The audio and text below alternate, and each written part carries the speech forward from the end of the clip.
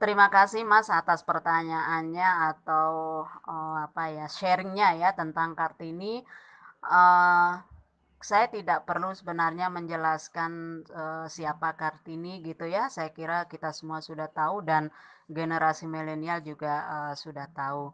Jadi yang perlu kita stressing di sini adalah bagaimana, tekad atau bagaimana perjuangan Kartini di dalam, memperjuangkan emansipasi perempuan. Itu yang, perlu diteladani oleh, generasi milenial kita. Tapi tidak hanya itu sebenarnya ada hal-hal yang perlu diteladani atau perlu digali dari, keuletan seorang Kartini. Yang pertama adalah apapun kondisi perempuan, ini mengacu kepada kondisi era Kartini ketika itu di mana perempuan sangat sulit mengakses pendidikan ya.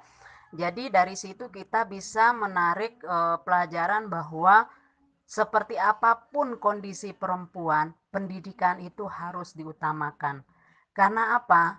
Paling tidak dengan pendidikan bisa membebaskan orang dari 3 hal.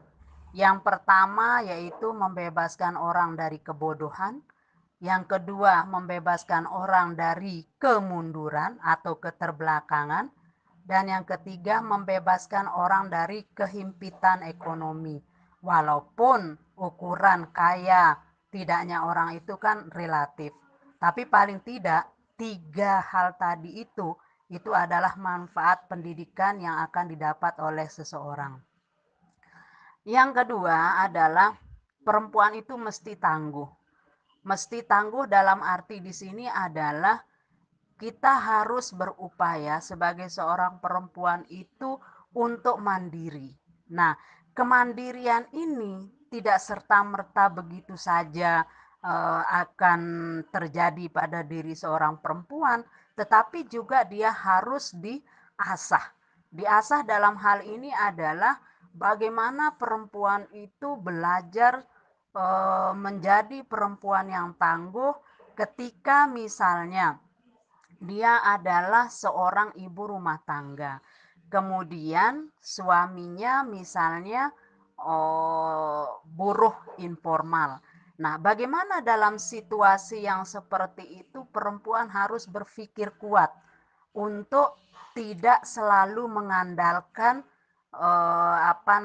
pemberian dari suami, tetapi dia berusaha untuk menjadi seorang perempuan yang mandiri. Kemudian yang berikutnya yang bisa diambil atau dipetik dari Kartini itu sendiri adalah bahwa Kartini itu adalah seorang perempuan yang luar biasa. Yang luar biasa dalam arti di sini adalah kita sebagai seorang perempuan, khususnya sekarang ini kita bicara generasi milenial, itu jangan pernah cepat menyerah. Nah, kita ini kan sekarang berada di era digitalisasi. Apa-apa sepertinya instan.